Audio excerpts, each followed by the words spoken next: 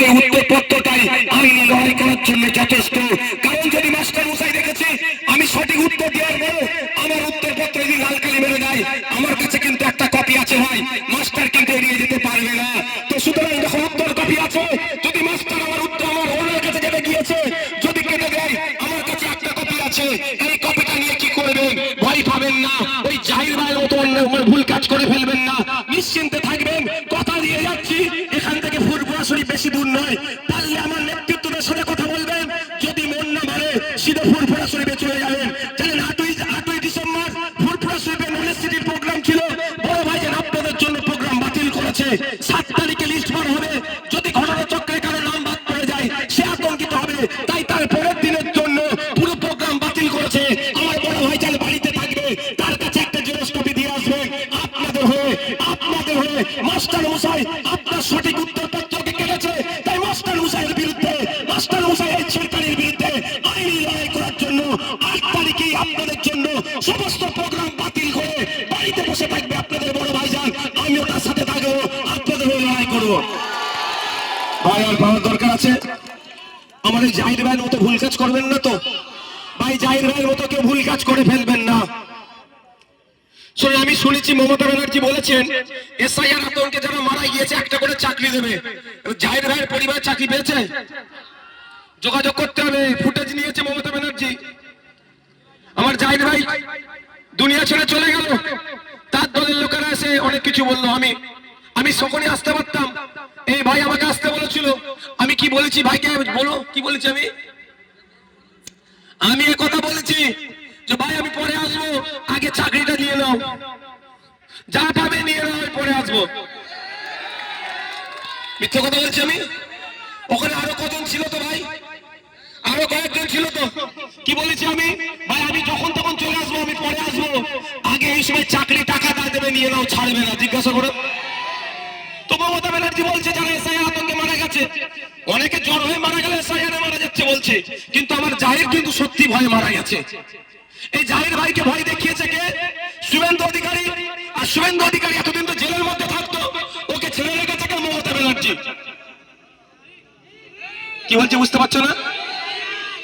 আমি একটা দেখো, আমি ভাই পুলিশদেরকে যথেষ্ট সম্মান দিয়ে, আপনারা দেখেছেন তো, একটা পুলিশ দালালি করছিল, তাকে আমি দালাল বলেছি, ওই জন্য আমার নামে মামলা হয়ে গেল, আমার নামে মামলা হয়ে গেল, আমি দালাল বলেছি। আর কলকাতা পুলিশের সিপি স্যার, তাকে অকথ্য ভাষায় শুভেন্দু অধিকারী গালিগালাজ করলে একটা মামলা হলো না? ব্যাপারটা বুঝতে হবে আপনাদেরকে। ডাল মে কুছ কালা হ্যায়, পর্দার বাইরে দোস্ত কুস্তি আর পর্দার আড়ালে দোস্তি ও নেই চলেগা, ওটা চলবে, বন্ধ করতে হবে। তাই আপনাদের কি বললাম, আপনাদের নাম আসবে আমরা আশা করব, নাম আসবে আশা করব, যদি না নাম আসে কোশ্চেন লিস্টে ভয় পাবেন না। কি বললাম? ভয় পাওয়ার দরকার নাই। আপনাদের খালি নেতৃত্ব ওই অঞ্চলের ভাইটা আসো তো ভাই, এ পরিচয় করিয়ে দিয়ে যাচ্ছি তো। নাসির ভাই আসো একটু, আর কি আছে অঞ্চলে এখানে? উলবেড়িয়া পূর্বের কারা আছে? আসো সব উলবেড়িয়া পূর্বের যারা আসলে দেখিয়ে দিচ্ছি, এদের সাথে কথা বলবেন। যদি ঘটনাক্রমে কারো নাম আসেনি, ওই আমার জাহির ভাইয়ের মতো ভুল কাজ করবেন না, আমি অনুরোধ করছি। কি করবেন? এদের সাথে যোগাযোগ করবেন যে তোদের ভাইজান আমরা শুনে, আমার ভিডিও তো অনেকজন শুনছেন, তো অনেকজন দেখছে, তো অনেকে আসতে পারেনি। যদি কারো নাম না আসে, যদি এখান থেকে বলবে ভাইজান এসে কলিসারির যার নাম কি মালপাড়াতে এসে বলে গিয়েছে, যদি কারো নাম না আসে তার জন্য ভাইজান আইনি লড়াই করবে। তো আমার অমুকের নাম আসেনি, ধর কাগজের জেরক্স ধর ভাইজানের কাছে পাঠা, আপনাদের আর কিচ্ছু করতে হবে না, বাকিটা কে বুঝে নেবে। আপনাদের ভাই বিশ্বাস করেন তো, এই কজন বিশ্বাস করেন যে ভাইজান আমাদেরকে বিপদে ছেড়ে যাবে না? এই বিশ্বাসটা হয়তো, হাতটা একটু তুলে রাখুন, হাতটা তুলে রাখুন, এই বিশ্বাসটা করেন তো ভাইজান আপনাদের বিপদে ছেড়ে যাবে না? এই বিশ্বাসটা করেন তো? এখানে কথা দিয়ে যাচ্ছি, শুভেন্দু অধিকারী মমতা ব্যানার্জি মিলে একটা বৈধ ভোটারের নাম কাটতে পারবে না। যদি কোনো বৈধ ভোটারের নাম বাদ যায়, আমরা আইনি লড়াই করবো, আপনারা নিশ্চিন্তে থাকুন, আপনাদের জন্য আইনি লড়াই করবো। বসো, ঠিক কি বললাম? আছি, ভোট দেবেন না দেবেন আপনাদের ব্যাপার। এটাও বলে যাচ্ছি, ঘটনাচক্রে যদি উলবেড়িয়া পূর্ব কেন্দ্রের কোন একজন তৃণমূলের বন্ধুর নাম আসেনি, তাকেও আপনারা বার্তা দিবেন যে ভাইজান এসে বলে গেছে তোর হয়ে ভাইজান লড়াই করবে। এখানে তৃণমূল, বিজেপি, আইএসএফ, কংগ্রেস নয়, ঘটনা চক্রে উলুবেড়িয়া পরিবারের একজন বিজেপির কঠোর সমর্থক কিন্তু বৈধ ভোটার, তার নাম বাদ চলে গেছে। তাকেও আপনারা সাহস দেবেন। সে তার ভালো লেগেছে বিজেপি করছে, তার ভালো লেগেছে তৃণমূল করছে, তার ভালো লেগেছে সিপিএম করছে, তার ভালো লেগেছে কংগ্রেস করছে, তার ভালো লাগলে আইএসএফ করেনি। কিন্তু আমার কাছে ওটা মানদণ্ড নয়। আমার কাছে মানদণ্ড হচ্ছে মানবতা, আমার কাছে মানদণ্ড হচ্ছে সংবিধান। সংবিধান আর্টিকেল 326 এ বলছে প্রতিটা ভারতীয় নাগরিকের 18 বছরে উঠতে হলে তার ভোটদানের স্বাধীনতা থাকবে। আর নির্বাচন কমিশন যদি তার ভোটদানের স্বাধীনতাকে কেড়ে নেয়, সে বিজেপি করুক, তৃণমূল করুক, আর যে দল করে করে গেল, আইএসএফ এর চরম বিরোধী হলো, তার পাশে অন্য কেউ থাকুক আর নাই থাকুক, সংবিধানের অধিকার রক্ষার জন্য তার পাশে আইএসএফ থাকবে, নওশাদ সিদ্দিকী থাকবে। কোন ভয়ের? আপনারা কাজ কাম করেন কিসের? কি কাজ করো ভাই? জরির কাজ করো তো? এবার আপনাকে বলেন, আমি কেন বারবার বলেছি আতঙ্কিত হবেন না? জরির কাজ করছে, তলায় মাঝে মাঝে হাত দিতে হইতো নাকি? উপরে একটা নিচে একটা হাত দেয় তো? ঠিকঠাক বলছি তো নাকি? আচ্ছা, কাজ করছেন, এদিকে মাথায় এসআইআর হবে, এসআইআর হবে, এসআইআর, হাতে তো ছুঁচ উঠে যাবে ভাই। কি গো, কাপড় কাটছো, কাটিং মাস্টার এসআইআর হবে, ও তো প্যান্টের জায়গায় শার্ট কেটে ফেলবে। বাচ্চাদের ফ্রক কাটার জায়গায় তো মেয়েদের জায়গায় ছেলেদের ফ্রক জামা গেঞ্জি কেটে ফেলবে। যদি মাথায় টেনশন নিয়ে কাজ করো, আমি আপনাদের বলবো যে কাজ করেন আপনারা, দর্জির হোক, জরির হোক, যাই হোক, আপনারা আপনাদের বিন্দাস কাজ করুন। আমাদের ভিডিও দেওয়া আছে ফেসবুকে, আমার পেজও আছে, আপনারা ফর্ম ফিল আপ করুন। নাহলে আমাদের নেতৃত্বদের সহযোগিতা নিন, এরা ফর্ম ফিল আপ করবে। বা ওখানে দেবেন তৃণমূল, সিপিএম, কংগ্রেস অনেকে বুথ করেছে, আপনারা আমাদের কাছে আসতে বলেন বা ওদের কাছে যেতে বলেন। এখানে আমি কোনো ভেদাভেদ রাখতে চাই না। আমার চাই বৈধ ভোটারের নামটা থাকুক। সেখানে আপনি জেরক্স ফর্ম নিয়ে গিয়ে ফিল আপ করে নিয়ে এসে ঘরেও ফিল আপ করতে পারেন। গিয়ে ঠান্ডা মাথায় ফিল আপ করবেন, ফিল আপ করে জমা দিয়ে রিসিপ্টটা নিয়ে নিন। জরির কাজটা মন দিয়ে করুন, এমনি জরির অবস্থা খারাপ হয়ে গেছে, বেশি কাজ করতে হচ্ছে, কম কামানি পেচ্ছে। আজকে দাঁড়িয়ে দেখেন আলোচনা করার দরকার ছিল যে জরির একটা সময় এত ডিমান্ড ছিল, এখন কমে গেল কেন? ডিমান্ড এখন কমেনি, মজুরি কমিয়ে দেওয়া হয়েছে। মধ্যিখানে দালাল ভুইফোড়েরা আপনাদের মজুরিকে চুরি করছে। সরকারের কাজ ছিল এই দর্জি, এই জরি শ্রমিকদের দুর্দশার কথা চিন্তা করা। সরকারের কাজ ছিল কি এই দর্জি বা জরি শ্রমিকদের যাতে দিনের আয় বাড়ে তার ব্যবস্থা করা। সরকারের কাজ কি ছিল? আন্তর্জাতিক স্তরে এখান থেকে দর্জির বা জরির কাজ ডাইরেক্ট কাটে যেতে পারে তার ব্যবস্থা করা। তার পরিবর্তে সরকার আপনাকে কি করছে? এসআইআর এর লাইনে লাগিয়ে দিচ্ছে।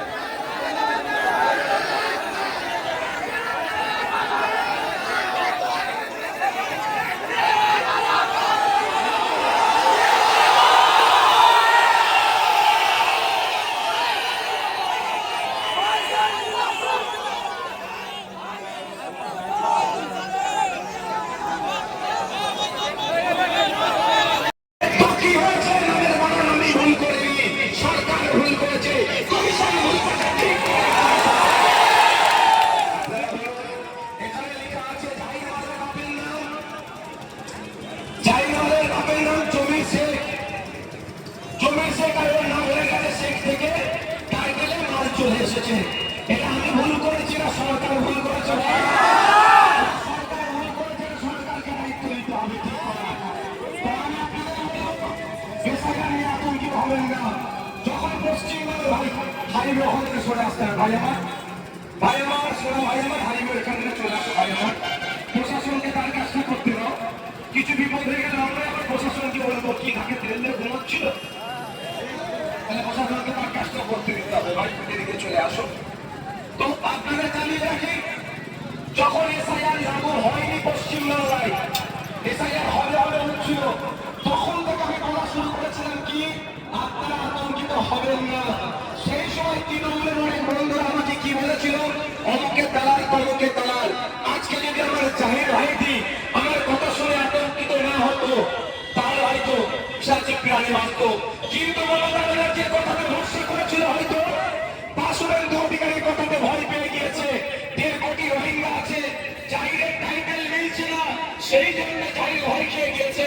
30 বছরের একটা তরতাজা যুবক, আমার মতো বয়সী ছেলেরা ভয়কে অপেক্ষা করে চলবে, কিন্তু পশ্চিমবাংলার মাটিকে এতটাই আতঙ্কিত করে রেখেছে। 30 বছরের একটা যুবক যে দেশের জন্য, রাজ্যের জন্য কত ধরনের কাজ করতে পারত, সে মতো ছেলে সুসাইড করলো। এর দায় কোনো মতেই শুভেন্দু অধিকারী এড়িয়ে যেতে পারে না। শুভেন্দু অধিকারীকে জন্য পরিচয়ের মধ্যে রাখা দরকার। কি হয়েছে, তার নাকি পদবী ভুল আছে, এই জন্য ছেলেটি 30 বছরের ছেলে, মানে আমাদের মতো বয়সী ছেলে, তার পদবী ভুল আছে, সেই জন্য সে ভয়ে সুসাইড করেছে। আচ্ছা, এই আতঙ্কের পরিবেশ কারা তৈরি করলো, খুঁজে বার করতে হবে। এই আতঙ্কের পরিবেশ কেন তৈরি হলো? এই বালপাড়ার মানুষেরা, যারা আমার বাপের বয়সী মানুষ, তাদেরকে বলবো 2002 সালে আপনারা এসআইআর দেখেননি, তখন তো কেউ সুসাইড করেনি, তখন তো কেউ মারা যায়নি, তখন তো কাউকে আতঙ্কিত করা হয়নি। তাহলে 2025 সালে এসে এসআইআর এর আতঙ্কে কেন সুসাইড করবে? এই আতঙ্ক ছড়াচ্ছে কে? শুভেন্দু অধিকারী আতঙ্ক ছড়াচ্ছে। শুভেন্দু অধিকারীকে আতঙ্ক ছড়ানোর জন্য কেন মমতা ব্যানার্জির পুলিশ গ্রেফতার করেনি, এর জবাব মমতা ব্যানার্জিকেই দিতে হবে।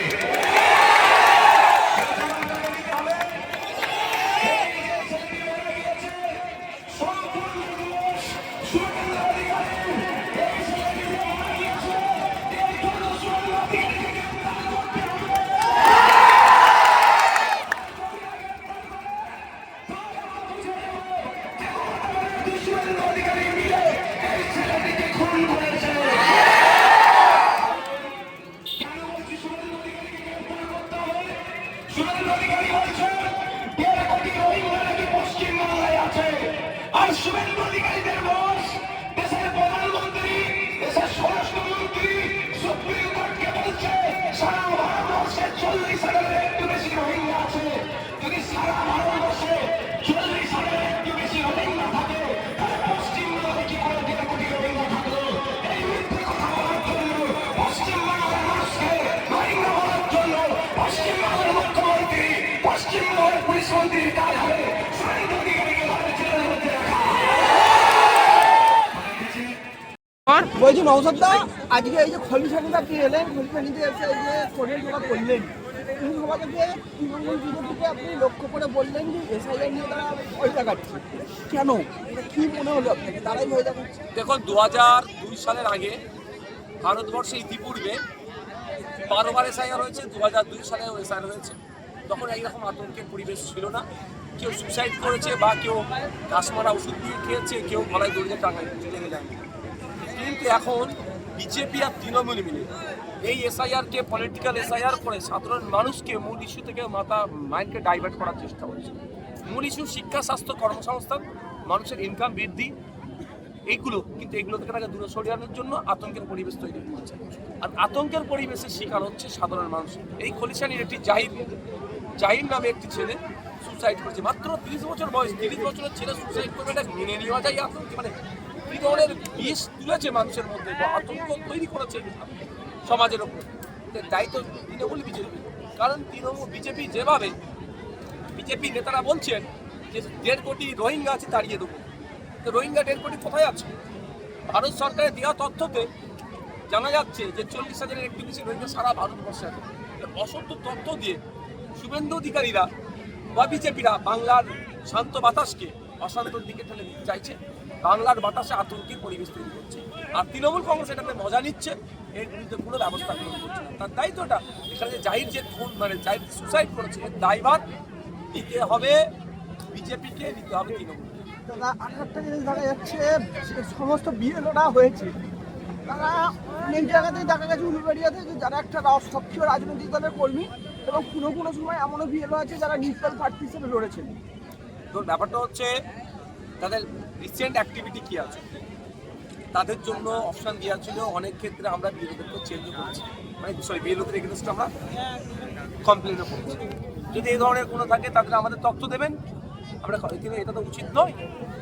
বিরলে যিনি হবে তাকে নিরপেক্ষতা থাকতে হবে। এবার কোনো না কোনো দলের কাউকে ভালোবাসা থাকতেই পারে, সক্রিয় যদি কেউ হয়ে যায় তার দ্বারাই ভালোটা আশা করা তো দিতে হবে, সেক্ষেত্রে আমাদের লক্ষ্য রাখতে হবে। যদিও আমি একটা কথা বলবো, বিএলও নিয়ে অনেক বিতর্ক আছে। সব থেকে বড় কথা, সমস্ত বিএলওর ঠিকঠাক তারা বাবু কি হলো